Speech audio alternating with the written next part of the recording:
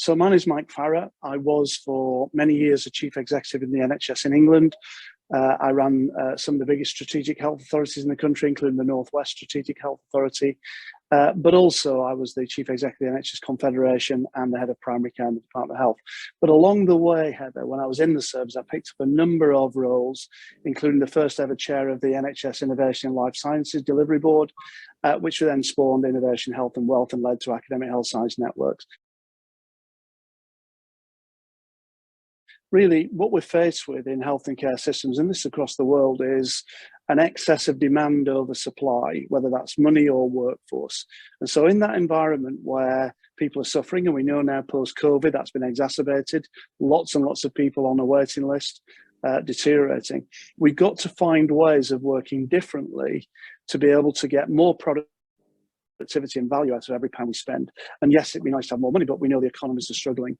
So in that environment, what can you do to effectively look at innovative practice at scale, deployed properly in a way that gets better outcomes, improves the productivity of every one of our staff so they're not having to work harder every time, and as a benefit alongside that brings money into the economy for things like clinical commercial trials, for innovative development where we need manufacturing. And so you see this whole piece actually being very much part of the solution to that demand versus supply challenge that health and care delivery systems have got. The issue for me was that when I looked at that, there were some pieces that weren't joined together. And so effectively, I use this analogy of this could be a beautiful jigsaw, but we've got the jigsaw pieces and they're not fitting together at the moment. And I would name a number of those as part of my recommendation. The first is at senior policy level, seeing health and wealth together in the same policy space. And I make a number of recommendations about how departmentally we can bring those two things together.